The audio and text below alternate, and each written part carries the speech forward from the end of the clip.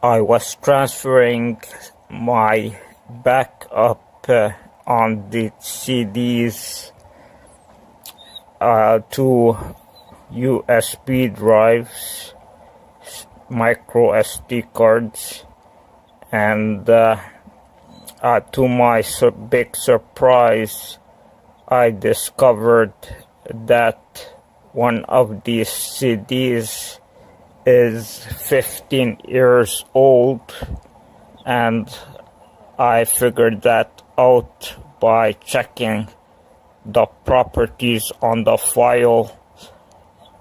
Over there it shows the date, and it is from to April 2004.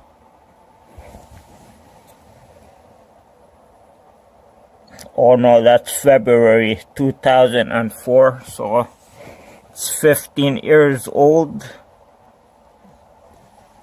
at least. And yeah, I was thinking that CDs lasted about 3 to 5 years, if that, because I thought they deteriorated rapidly for whatever reason, due to moisture, the environment, sun, or the packaging.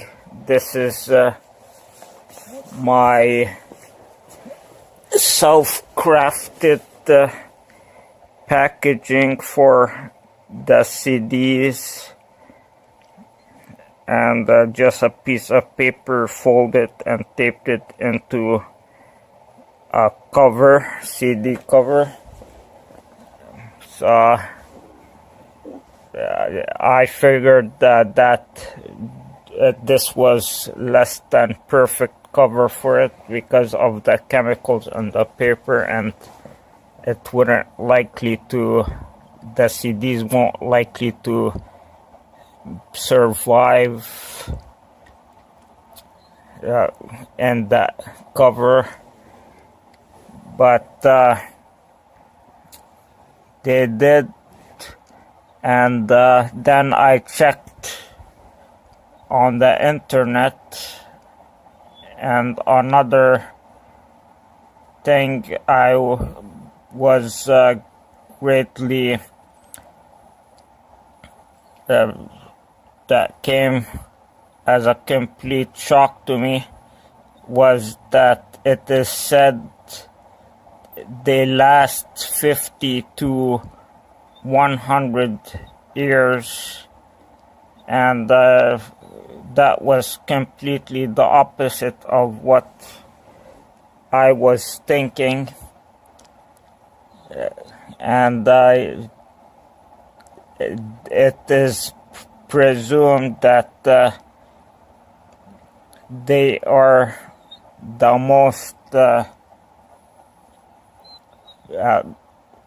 reliable form of data storage, which was completely the opposite with what I was thinking. And again, yes, so I don't know, I was living in a complete misperception lie for a while. I don't know where I got my original information. I think it was from personal experience dealing with CD readables, writables, and yeah, I thought it was like playing Russian roulette, saving data on them. But it turns out they are quite reliable, possibly more reliable than anything that came after or before them for storing data. And apparently one of the things I valued at that time were these receipts, which I stored there, and they're from Staples. And I say I value them because I have them stored as bitmaps in high resolution, which take a lot of space. These are 130 megabytes at least, and yeah, this is Stax software from 2003, which I never used. I'm pretty sure. I don't know why I got it, but I never once tried it out. And there's this copy print ream. I don't know what that is. So $30 software and a $5. I don't know what that ream is. And then I got another receipt from Tiger Direct, which is an online computer store, and this is for my first wireless router and wireless adapter, USB adapter. The adapter actually cost more than the router for some reason. It was $62 for the adapter, and the router $55, which is weird, but not as expensive as I figured. Taking into account the inflation, it will be like $100 now, approximately that price. And yeah, this is a personification of the data I like to keep, which is no data can be insignificant enough to preserve. And here's the CD. It's a bit yellowed. I'm not sure. It says Pine on it. I'm not sure if it's a brand name or just a no-name brand. It looks like a no-name CD, nothing distinguishable. Let's see, hardly any scratches, possibly a bit fading.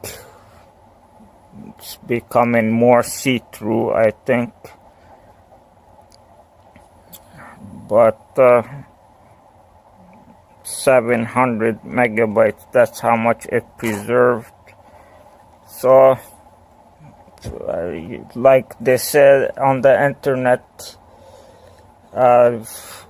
these things keep the data physically etched on the media, which is why they last so long, and they're practically can last forever as long as they are kept in good condition. And yeah, it's not relative to any precarious electronic phenomenon that the data is stored on. It's actually physically transferred, physically manifested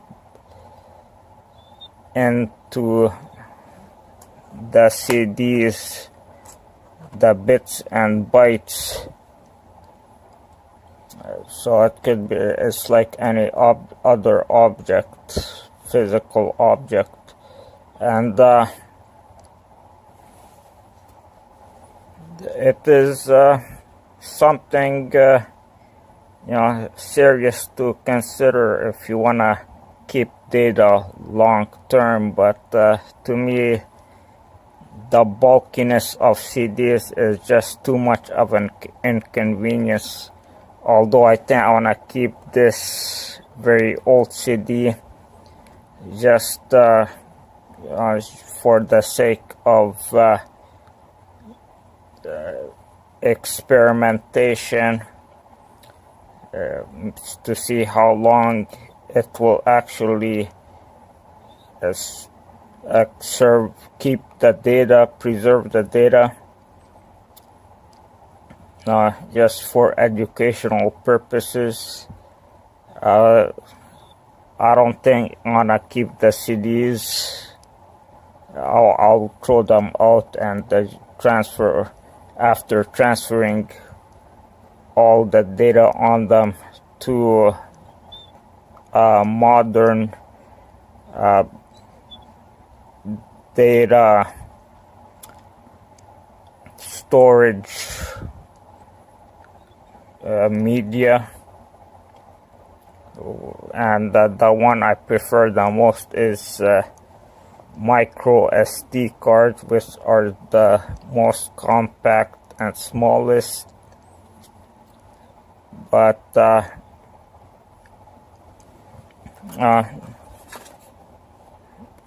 yeah, I read some people on the internet going over their collection of CDs, and some of them, there are personally written CDs, and some of them lasting, going all the way in age to up to 20 years, and the guy having a failure rate of about 3% in terms of the number of CDs. So he said he had like 300 CDs, and there's a failure rate about like 9 CDs, and probably less based on the amounts that were completely unreadable. My appreciation of data goes back as far as I remember. I always wanted to preserve my experiences ever since I was a toddler. It was just another sense I had, and I just wanted just to keep track of everything, be able to relive every event I went through, just for, if nothing else, learning purposes, to see what I could do better, what I did wrong, what to have other people learn from my experiences, and it just it's a sense that never left me really. So when then came knowledge of letters, and that was a different story. That provided a new opportunity for me to generate data, and when I learned about letters and words, writing, I wanted to generate content in the form of stories. At first, it was horror stories, because that's just what seemed the most thrilling and exciting and engaging at that time, because in the late 1980s, violence and the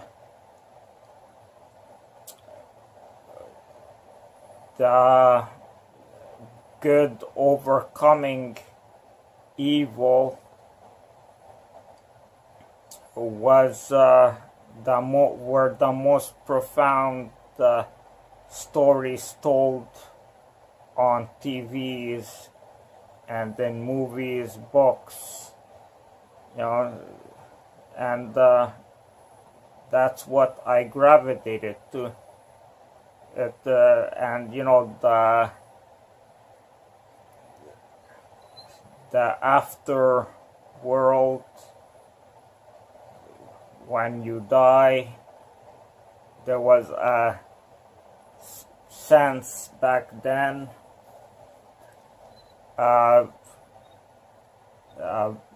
very powerful sense that their life existed after death, and there was a big fascination in that, and a lot of stories surrounding that theme, and so horror and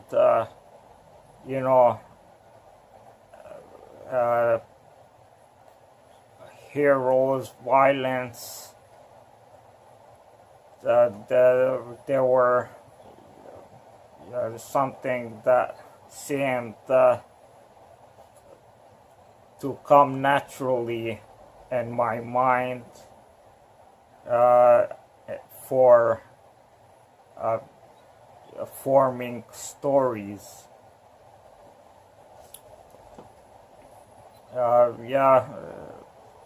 When you get older and become more knowledgeable,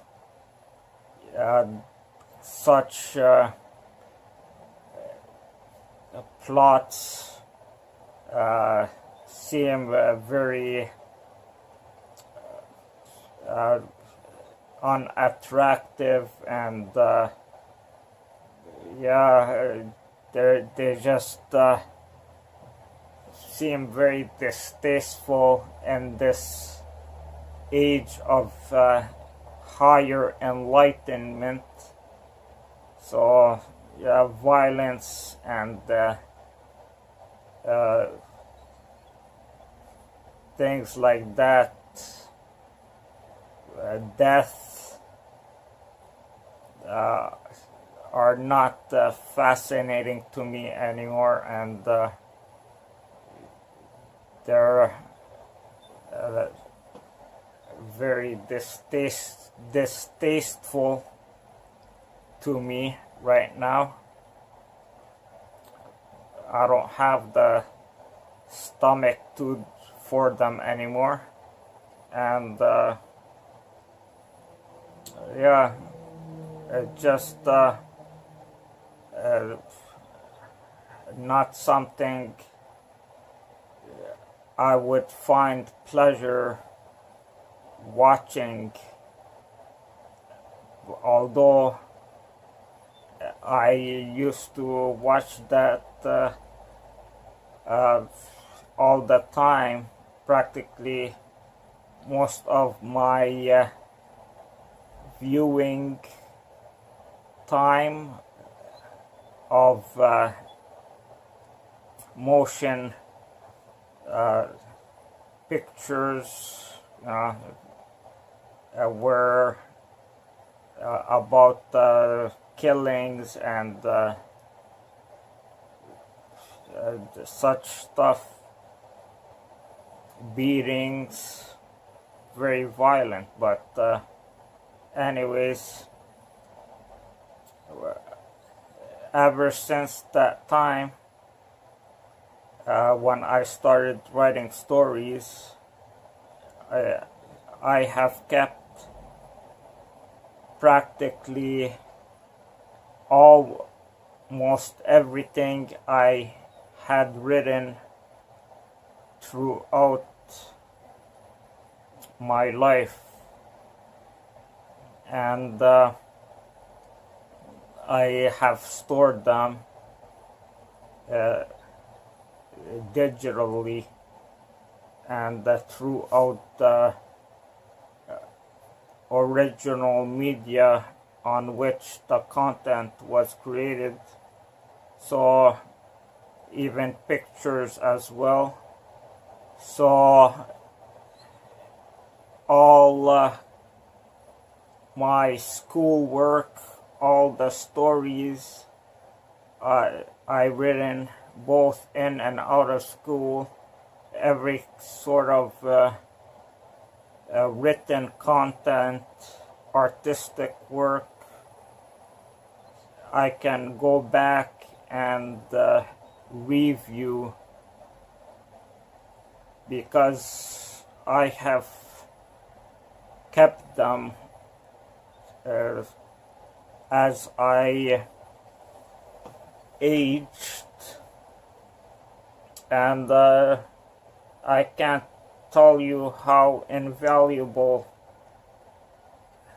that doing that was, and it just boggles my mind that people put in so much of their life in generating content and then just simply throw them in the garbage, erasing them like that, their life's work, and it just befuddles me to a great extent.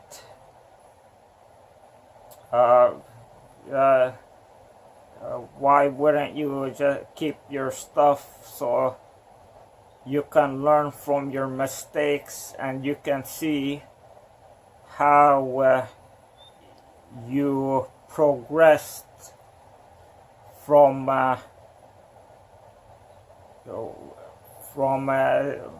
one stage in life to another, and how you can enhance your understanding by going back to your previous work, which will show how you maneuver through life, and you know, where you kind of diverged in a sort of not a good path, and yeah, remedy your mistakes. So to me, data preservation is of vital importance for the progression of individuals and of society. To me, the fact that people are preserving incidences on camera is of value, of endless value. It's gonna allow society to iron out its wrinkles through the court of public opinion. And yeah, these videos are preserving facts,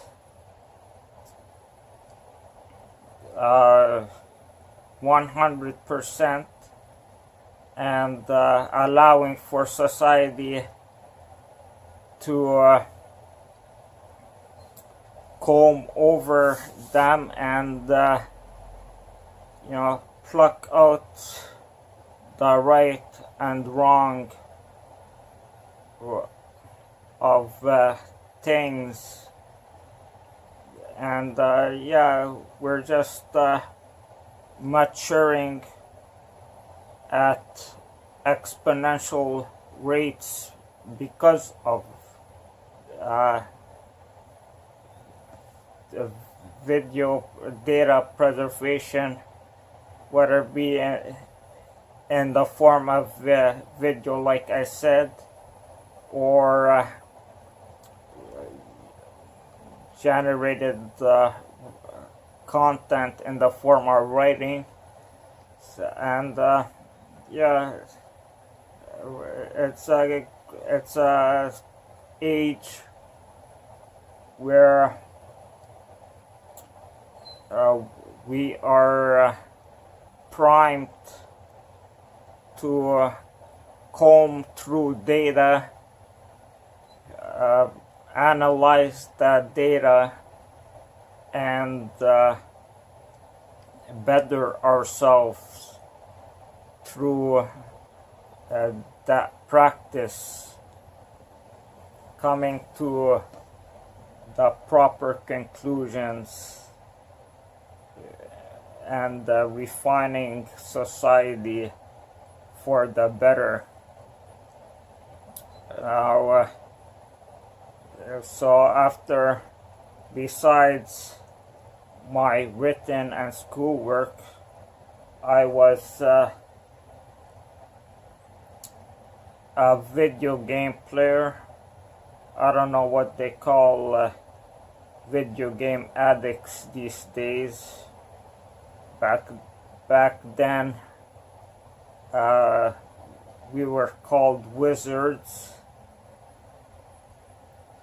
There was a movie called Wizard about a kid video game player, and I like to think I was on his level or not higher, because I spent my life playing video games, and to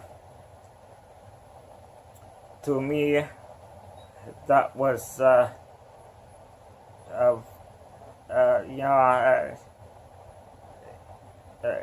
that was what I spent my time on, but internally it was killing me inside. I really wanted to be making a relationship with girls like every other boy, the opposite gender, and to me, I felt like I wasn't living. I was just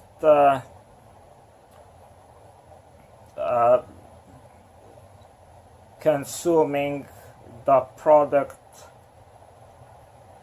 of the mind of some random people, and it was a futile and unsatisfactory endeavor. I felt today it's today it's different, maybe, but I don't know if people feel differently. I don't know if people can feel content playing video games all the time. But I certainly was not content, and it just seemed like I was just wasting my life away. So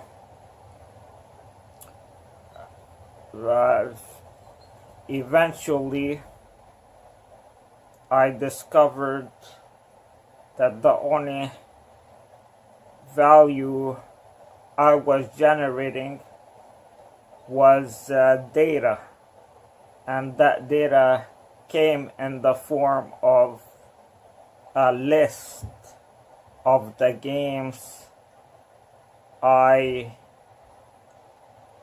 completed successfully, I won, and that respect, I was creating something of value. I had this long list. I can show people and tell them, aha, look what I have. And it was just data. Besides that, I also had a magazine collection and a video game magazine collection. I wish I kept it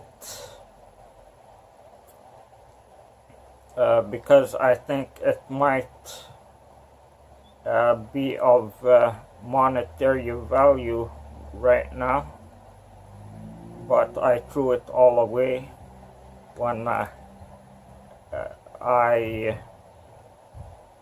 purged my room of paper in the mid 2000s. But yeah, I got the collection. I spent a pretty penny for it. It would just discuss video games, and back then I was into Nintendo and Super Nintendo. Those were my things. You had the Nintendo people and the Sega people. I was the Nintendo guy. So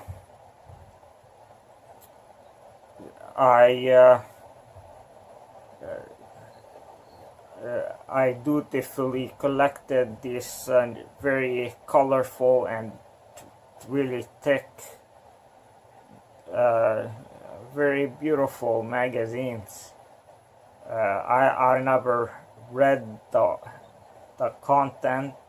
I just looked through the pictures. Really, it was mostly advertising anyways, and at the back they had a list of all the games that exist and their prices. You can order them, and I would dream about which games I would buy if I had so and so amount of dollars. And I would spend a lot of time dreaming about the games I would buy if I had money, and fantasizing about such. But yeah, and then I came, a shelf came into my hands. It was just one shelf. It was made with those things you line on the corners of the floors. There were those little pieces of wood. I don't know what you call them. They were their legs and a piece of particle board for the shelf, and it was very unstable, but I got it stacked up real with real heavy stuff, magazines and just miscellaneous stuff, and it was my pride and joy for a while. I took a lot of pleasure in it, and one day my oldest brother, who has a temper, was having an argument with my father, and he took my Nintendo Bazooka and just let off his steam on my shelf. He took off one of the legs of the shelf, and my pile of magazines came crashing down, and it broke my heart. And yeah, it had a profound impact on me.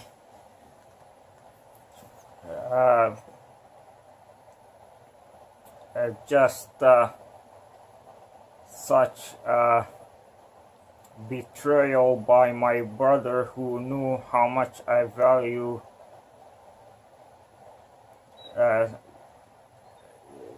what I had, that shelf, and his inconsideration was evident. He saw how neatly I had it and how much I took care of it, and to just so mindlessly destroy it was revealing, to say the least. And it just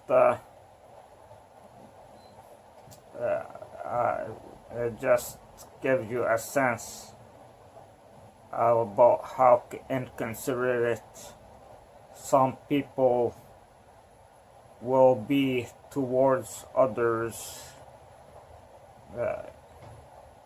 So those magazines also represented data, which I found valuable.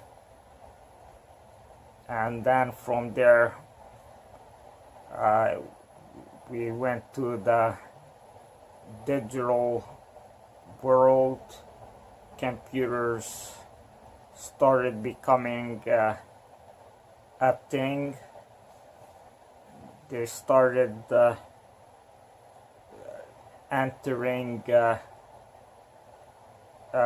general society, the general population, and then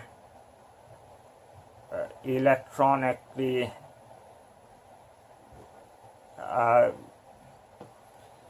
scavenge data became my thing. I would hoard pirated music and software, which, by the way, I never used and destroyed eventually. And then I became a consumer of any significant extent, and I started preserving receipts. I started keeping receipts, but there is really no practical way to preserve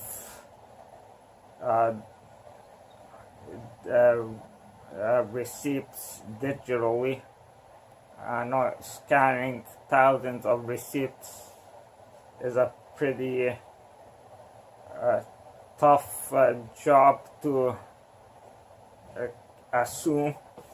So I still have the receipts, but I'm not sure if I will ever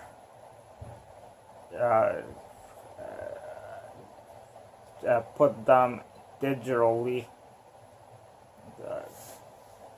It will require tremendous amount of work, and then there's the other stuff, manuals and promotions, ads, contracts, a lot of stuff that should be selectively scanned. A lot of data, forms of data that build a person up. Everything is data. If you can store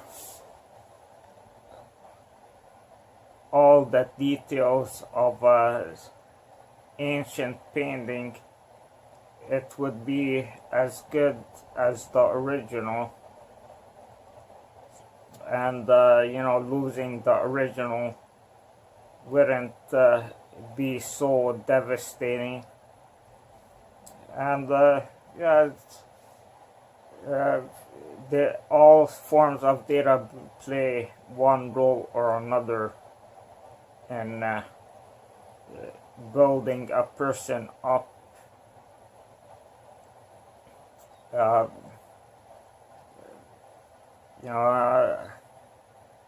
I watched a video the other day about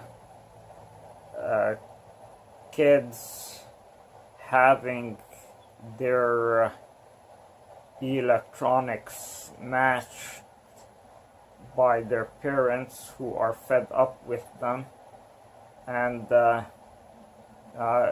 it goes back to what my experience with my brother was. It's such a violation and an injustice, and it's really dangerous actions on the part of those adults who are destroying the most precious things of the kids. And it just such a attack on the cores of the kids. If they can't trust the most the people who they rely on the most to appreciate the things they appreciate, to value the things that kids value. Just slipping the carpet under their feet. It's putting them in a tailspin, and it's such an abusive thing to do.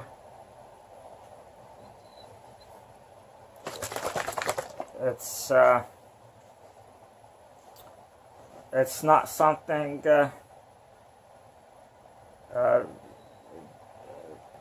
that these parents should be proud of. They should be very ashamed, but it's the way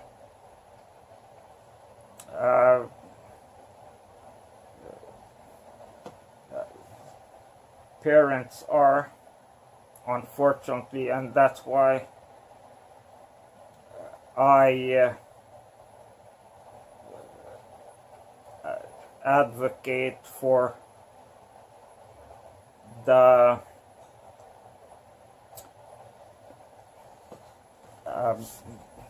giving up of the family structure, the doing away with of the family structure,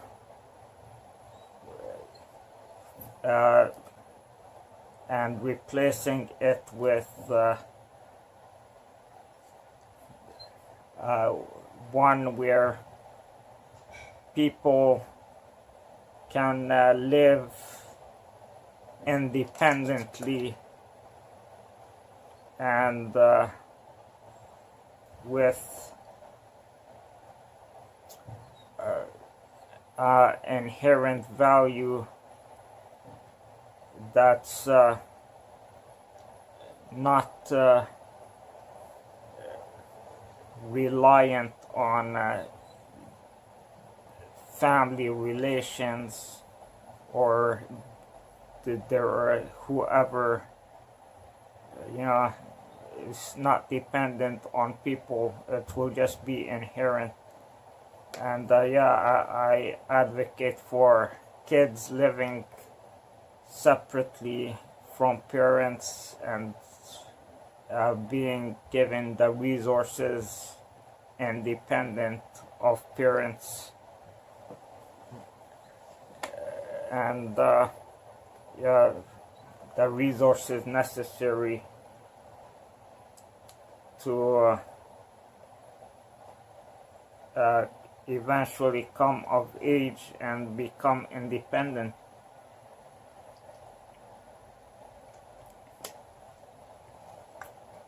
Because people cannot be relied on. They're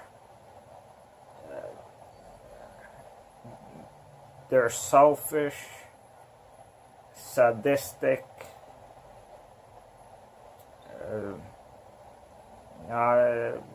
parents, I believe, are the most are the source of the most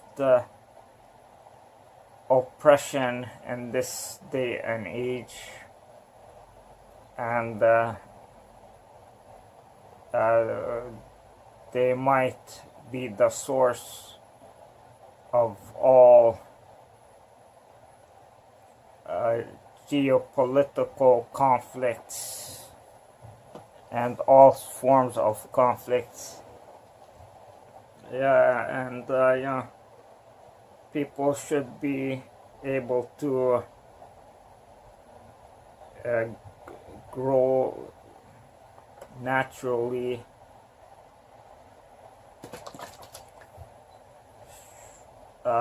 they should be able to pursue and what they want, and just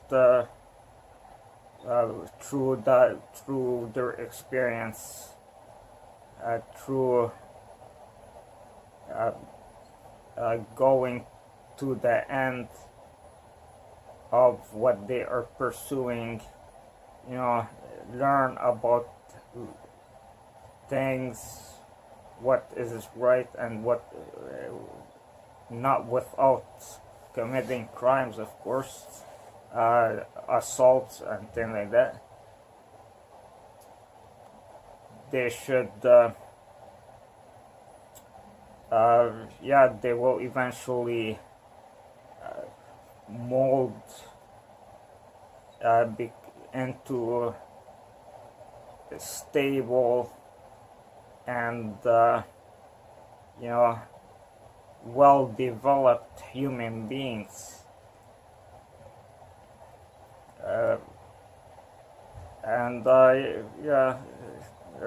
What I saw in that video was just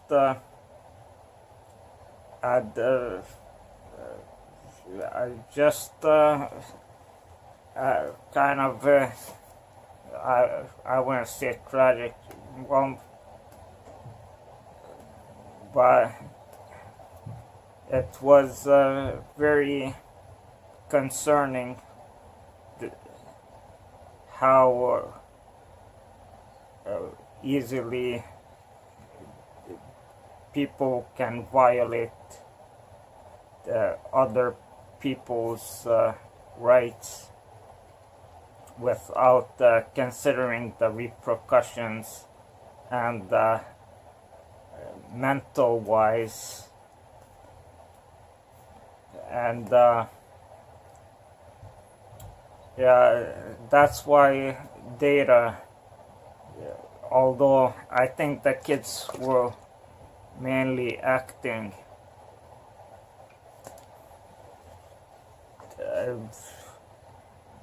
that they were hurt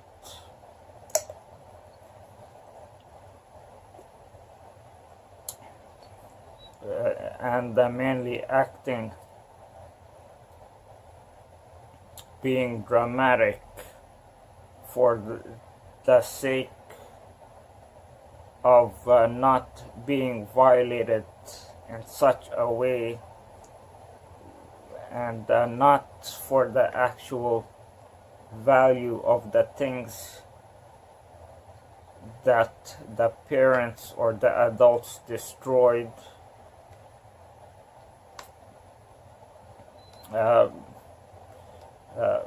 Because the kids know already what they really value, which is the data,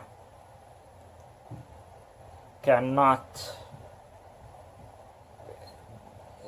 be touched by the aggressors. They have no reach for the thing that actually matters, and that is the data. And in this respect,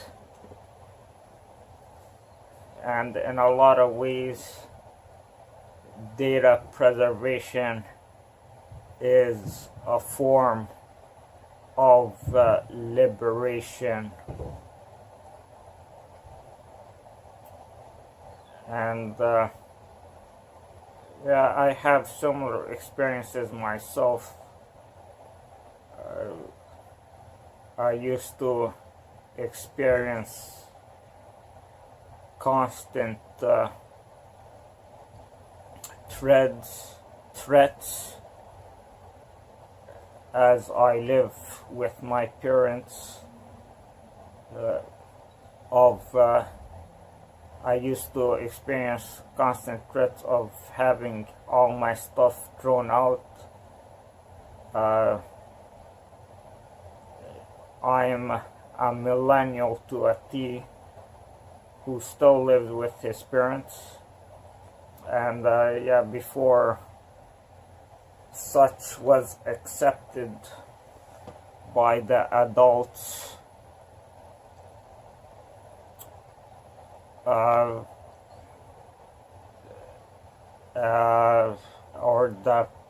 or everyone, the family, it was constantly hanging over my head, the threat of everything, losing everything. And as I mentioned before, everything with me and all the content I generated in my life. So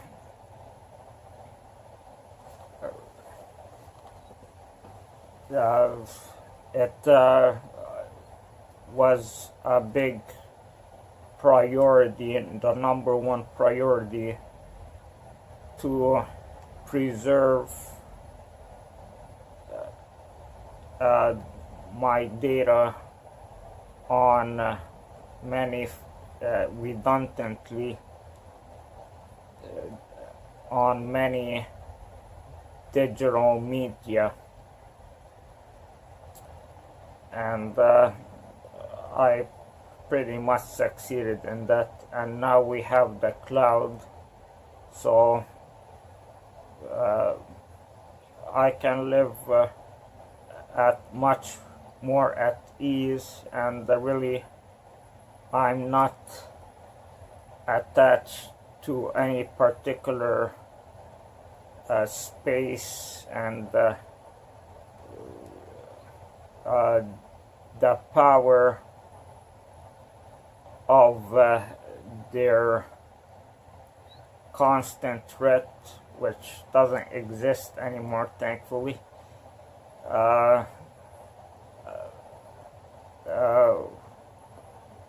was diminished almost completely. And yeah, so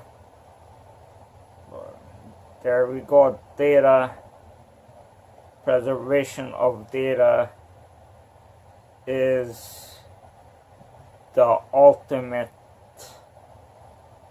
conqueror of tyranny.